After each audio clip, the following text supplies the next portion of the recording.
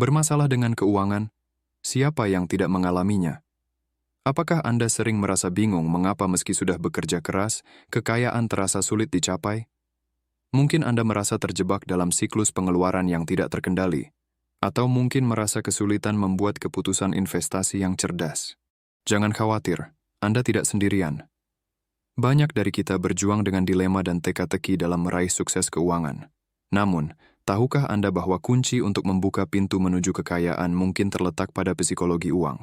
Hari ini, kita akan meresapi rahasia kekayaan melalui lensa analisis psikologi uang ala Morgan Housel. Bersama-sama, mari kita pecahkan masalah dan temukan jalan cerdas untuk mencapai kebebasan finansial. Saksikan sampai akhir, karena solusi yang Anda cari mungkin ada di sini. Mari kita mulai.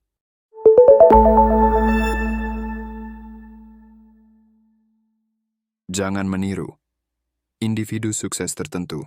Jika Anda tidak yakin bagaimana mengelola uang Anda akan melakukan apa yang dilakukan orang lain di dunia. Anda akan memeriksa bagaimana orang-orang terkaya menggunakan uang mereka.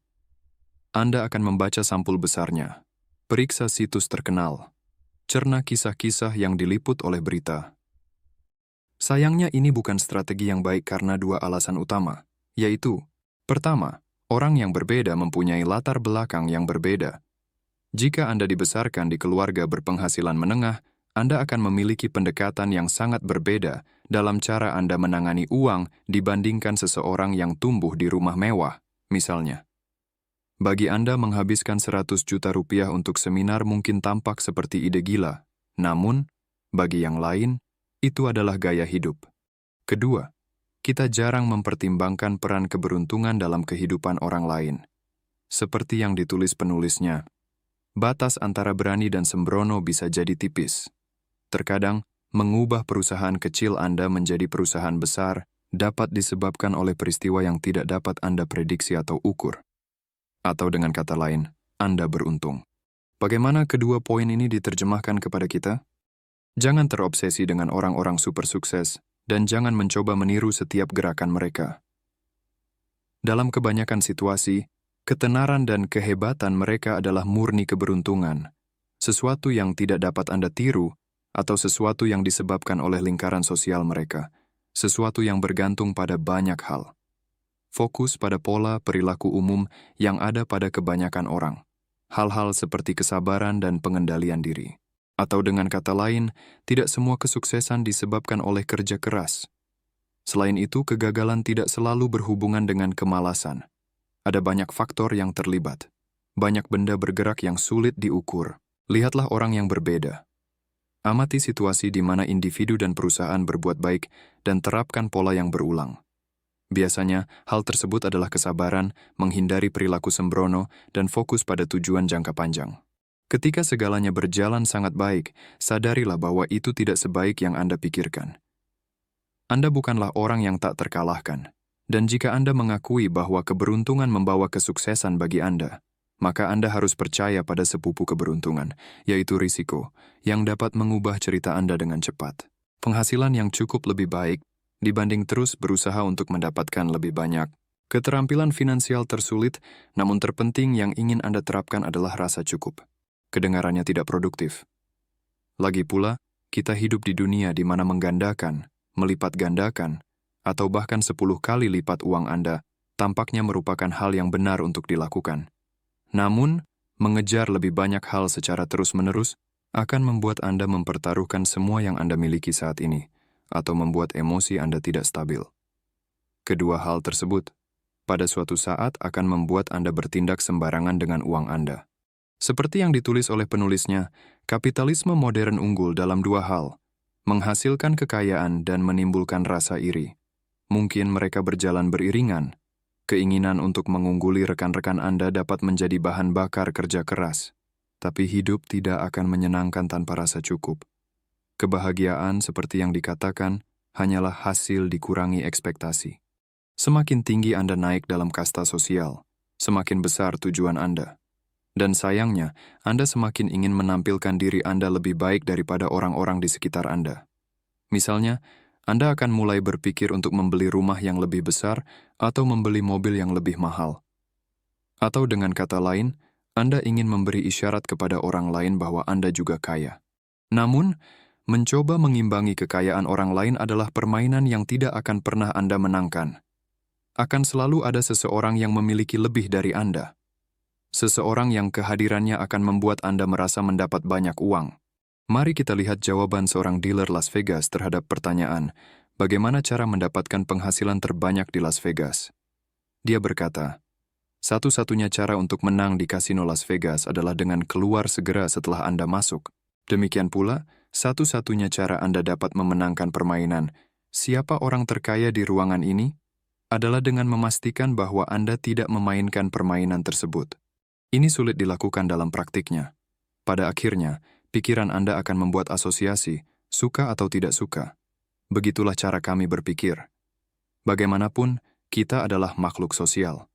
Makhluk yang kecanduan bertahan hidup. Kami ingin memastikan bahwa kami memiliki masa kini yang stabil dan masa depan yang berkembang. Kami ingin menjadi penting. Namun yang lebih penting, kami ingin orang lain memandang kami sebagai orang yang berarti. Dan di abad 21, jumlah harta benda Anda merupakan representasi langsung dari posisi Anda dalam hierarki sosial. Berlawanan dengan kepercayaan umum, lebih banyak uang dan lebih banyak barang tidak akan pernah membuat Anda lebih bahagia. Mereka hanya akan membuat Anda menginginkan lebih banyak hal dan lebih banyak kekayaan. Dua hal yang ingin Anda fokuskan adalah kebebasan dan kemandirian. Keduanya menolak gagasan bahwa upaya lebih besar harus dilakukan. Reputasi sangat berharga. Kebebasan dan kemerdekaan sangat berharga. Keluarga dan teman sangat berharga. Dicintai oleh orang yang Anda ingin cintai sangatlah berharga. Kebahagiaan sangat berharga. Dan upaya terbaik Anda untuk mempertahankan hal-hal ini adalah dengan mengetahui kapan saatnya berhenti mengambil risiko yang mungkin merugikannya.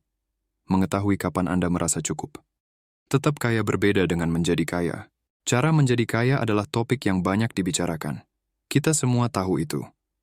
Namun Morgan Housel mencatat bahwa tetap kaya jauh lebih penting. Terutama saat ini, ketika Anda memiliki kesempatan untuk membelanjakan uang Anda untuk jutaan hal. Pada akhirnya, Anda akan memperoleh beberapa keterampilan dan mendapatkan pekerjaan. Atau, jika Anda tipe petualang, Anda akan mulai berinvestasi atau memulai bisnis dan mendapatkan uang tambahan dengan menawarkan layanan Anda. Ada banyak cara untuk mendapatkan penghasilan. Ya, beberapa pekerjaan dan beberapa industri akan menghasilkan lebih banyak uang bagi Anda dibandingkan yang lain, tapi itu bukan bagian yang penting di sini. Menjadi kaya bukanlah seberapa banyak penghasilan yang Anda peroleh. Itu adalah seberapa banyak yang Anda simpan. Dan lebih jauh lagi, apa yang Anda lakukan dengan apa yang Anda simpan. Jika Anda menghasilkan 1,5 miliar per tahun, menurut definisi, Anda menghasilkan lebih dari rata-rata orang. Namun, jika sebagian besar penghasilan Anda dihabiskan untuk membeli barang-barang, jalan-jalan, dan hanya tersisa sedikit untuk sehari-hari, pada akhirnya Anda akan mengalami masalah keuangan. Itu sebabnya penulis menyatakan, mendapatkan uang adalah satu hal, mempertahankannya adalah hal lain. Biasanya orang yang pandai mendapatkan uang tidak begitu pandai menyimpannya. Alasannya, kedua hal tersebut memerlukan serangkaian proses berpikir yang sama sekali berbeda. Mendapatkan uang adalah tentang menjadi berani, mengambil resiko, bergegas, berfokus pada hasil jangka pendek. Sebaliknya, menyimpan uang berarti bermain aman, kegigihan, kerendah hatian, berkonsentrasi pada investasi jangka panjang. Anda perlu menyimpan lebih dari penghasilan Anda. Tapi itu tidak sesederhana itu. Jika gaji Anda meningkat seiring berjalannya waktu, pengeluaran Anda kemungkinan besar akan meningkat seiring dengan gaji Anda. Secara tidak sadar, Anda akan mengatakan pada diri sendiri bahwa Anda berhak mendapatkan celana jeans ekstra dan mobil baru. Lagi pula, Anda sendiri yang mendapatkan uangnya, bukan? Dengan monolog internal ini, kita menipu diri kita sendiri dengan meyakini bahwa hari esok akan sama seperti kemarin. Bahkan lebih baik sebenarnya. Namun, itu adalah cara yang salah dalam menangani uang. Untuk tetap kaya, Anda memerlukan dua hal. Kombinasi antara berhemat dan paranoid. Dalam hidup, satu-satunya hal yang pasti adalah perubahan. Kita tidak tahu apakah hari esok akan lebih baik dari kemarin. Itu sebabnya yang terbaik adalah berasumsi bahwa keadaannya mungkin lebih buruk. Jadi menjadi sedikit paranoid bisa membantu. Ini akan membuat Anda lebih sadar bagaimana Anda membelanjakan uang Anda dan lebih siap menghadapi masa depan. Peracikan hanya berhasil jika Anda dapat memberikan aset bertahun-tahun untuk tumbuh. Ibarat menanam pohon oak. Setahun pertumbuhan tidak akan pernah menunjukkan banyak kemajuan. 10 tahun dapat membawa perubahan yang berarti, dan 50 tahun dapat menciptakan sesuatu yang benar-benar luar biasa. Namun untuk mencapai dan mempertahankan pertumbuhan yang luar biasa tersebut, kita harus mampu bertahan dari semua pasang surut yang tak terduga, yang pasti dialami semua orang seiring berjalannya waktu. Miliki rencana cadangan. Terlepas dari apa yang ibumu katakan ketika kamu masih kecil, dunia mengabaikan impian dan keinginanmu. Tidak ada yang akan membantu Anda karena orang narsisis dan hanya peduli pada diri mereka sendiri. Dunia tidak akan membuka jalan menuju tempat impian yang Anda bayangkan saat Anda menutup mata. Artinya rencana kita kemungkinan besar akan gagal. Begitulah cara kerjanya. Untuk menanggung kesulitan keuangan dan kemunduran secara umum, kita perlu memberi diri kita ruang untuk melakukan kesalahan. Kita perlu memiliki rencana ketika rencana kita tidak berjalan sesuai rencana. Ya, memang menarik, tapi ada poin penting yang disampaikan penulis. Kebebasan finansial, setidaknya bagi masyarakat awam, terjadi dengan membuat keputusan keuangan yang baik setiap hari dan berinvestasi selama bertahun-tahun. Tujuannya adalah untuk berinvestasi pada aset berisiko tingkat menengah dan membiarkan investasi tersebut cukup lama untuk digabungkan. Atau dengan kata lain, berinvestasilah selama 20-30 tahun dan biarkan tingkat bunga membuat Anda kaya. Ini terlihat sederhana di atas kertas. Namun kenyataannya, ini adalah kerja keras. Ini berarti Anda perlu memastikan bahwa Anda akan memiliki pendapatan yang stabil, setidaknya selama 30 tahun, sehingga Anda dapat menginvestasikan sebagian uang tunai tersebut. Jika Anda tidak memiliki cukup uang untuk berinvestasi, maka Anda tidak akan berinvestasi secara teratur, dan karena itu Anda tidak akan memiliki cukup uang untuk masa pensiun Anda. Sesederhana itu. Itu sebabnya penulis banyak menekankan pada pembuatan rencana investasi ketika segala sesuatunya tidak berjalan seperti yang kita bayangkan. Untuk membuat strategi pencadangan sendiri, Anda dapat mengikuti proses 3 langkah berikut. 1. Ciptakan penyangga finansial. Menyimpan uang. Ya, sangat sederhana namun sangat efektif. Anda perlu memiliki uang tunai ketika segala sesuatunya tidak berjalan sesuai harapan Anda. 2. Kebiasaan finansial yang baik. Mungkin hal terpenting dalam buku ini adalah mengajari diri sendiri bahwa mengeluarkan uang untuk mengesankan orang lain adalah perilaku yang merusak. Orang-orang tidak peduli dengan mobil apa yang Anda kendarai. Oleh karena itu, jangan terobsesi dengan barang mewah apa yang akan dibeli. Fokus pada bagaimana Anda dapat menghasilkan uang yang Anda miliki sehingga menghasilkan lebih banyak uang. 3. Bersiaplah untuk gagal. Segala sesuatunya pada akhirnya akan hancur. Dan ini berlaku untuk semuanya. Anda tidak dapat mengandalkan 100% pada pekerjaan Anda. Anda harus tetap penasaran untuk mempelajari hal-hal baru dan memastikan keterampilan dan kemampuan Anda berkembang secara merata. Anda harus memastikan bahwa Anda akan bertahan untuk sukses. Dan di sini, bertahan hidup berarti banyak hal. Bertahan dari kesulitan keuangan. Selamat dari kehilangan pekerjaan Anda. Bertahan dari renovasi rumah yang diperlukan. Semua hal ini membutuhkan uang.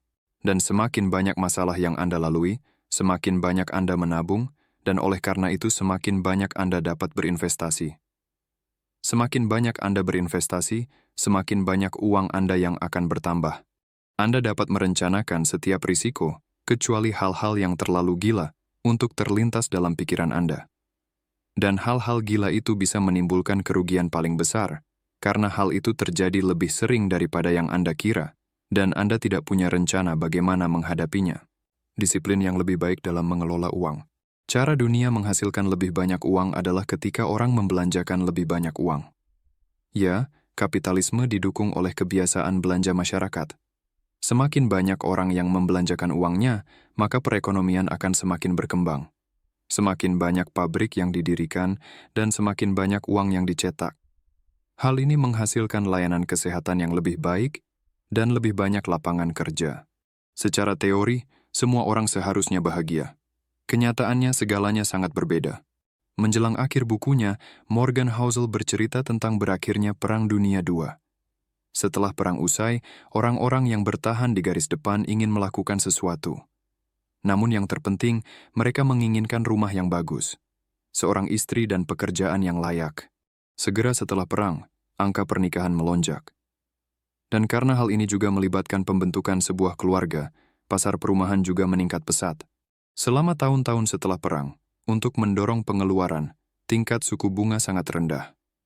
Pemerintah Amerika pada dasarnya memberikan uang tunai gratis. Hal ini menciptakan perekonomian yang berkembang dan warga negara yang bahagia. Sebagaimana dilaporkan dalam buku tersebut, 16 juta veteran seringkali dapat membeli rumah tanpa uang muka, tanpa bunga di tahun pertama, dan suku bunga tetap yang sangat rendah sehingga pembayaran hipotek bulanan bisa lebih rendah daripada sewa. Di luar, semuanya tampak luar biasa. Kesenjangan antara si kaya dan si miskin tidak terlalu besar. Dan yang lebih penting, barang-barang yang dimiliki oleh orang kaya dan orang miskin pada dasarnya sama. Karena variasinya tidak banyak. Namun, dari sudut pandang mikro, tahun-tahun ini telah meletakkan dasar bagi perilaku yang buruk. Semua orang berpikir bahwa mereka dapat memperoleh apapun yang mereka inginkan, dan bahwa uang bukanlah sesuatu yang perlu mereka khawatirkan. Pada tahun 1973 keadaan menjadi suram. Perekonomian Amerika memasuki resesi. Inflasi besar-besaran muncul dan suku bunga jangka pendek meroket. Namun, ekspektasi terhadap cara orang beroperasi dengan uang tetap sama. Orang-orang masih percaya bahwa mereka harus mendapatkan apapun yang mereka inginkan. Ini adalah pelajaran terpenting dalam buku ini. Terlepas dari berapa banyak penghasilan Anda, jika Anda tidak memiliki hubungan yang sehat dengan uang Anda tidak akan pernah mencapai momen dalam hidup Anda di mana Anda bisa mandiri secara finansial. Itu adalah keterampilan yang paling sulit untuk diperoleh, namun yang paling penting. Hal ini membutuhkan pengendalian diri yang terus-menerus dan sedikit kecerobohan terhadap apa yang dipikirkan, dimiliki, dan menjadi fokus orang lain. Namun jika Anda menguasai hal ini, Anda akan menciptakan celah yang, pada titik tertentu memungkinkan Anda menjalani hidup sesuai keinginan Anda.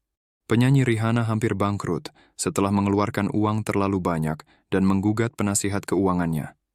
Penasihat tersebut menjawab, apakah benar-benar perlu untuk memberitahunya bahwa jika Anda membelanjakan uang untuk membeli sesuatu, Andalah yang akan mendapatkan barangnya dan bukan uangnya? Selamat, Anda baru saja menyelesaikan perjalanan menuju rahasia kekayaan melalui analisis psikologi uang ala Morgan Housel. Sekarang, saatnya menerapkan pelajaran berharga yang telah kita bahas dalam video ini ke dalam kehidupan nyata Anda. Ingatlah, kekayaan bukan hanya tentang uang, tetapi juga tentang pola pikir dan keputusan bijak. Mulailah dengan merenung tentang bagaimana emosi dan sikap terhadap risiko memengaruhi keputusan keuangan Anda. Apakah ada langkah konkret yang bisa Anda ambil untuk meningkatkan manajemen keuangan pribadi Anda? Terapkan konsep investasi bijak yang telah kita pelajari. Perencanaan keuangan yang baik memerlukan kesabaran dan kedisiplinan. Mulailah dengan langkah kecil dan tingkatkan seiring waktu. Jangan ragu untuk berbagi wawasan Anda di komentar. Kita semua bisa saling belajar dan tumbuh bersama dalam perjalanan keuangan ini. Terima kasih telah menemani kami hari ini. Jika Anda menikmati video ini, jangan lupa untuk like, subscribe, dan aktifkan lonceng notifikasi agar tidak ketinggalan konten-konten menarik berikutnya. Mari bersama-sama menciptakan masa depan keuangan yang lebih cerah dan penuh makna. Sampai jumpa di video berikutnya, dan ingatlah, langkah pertama menuju kekayaan adalah pengambilan tindakan. Salam sukses dan kebebasan finansial untuk Anda.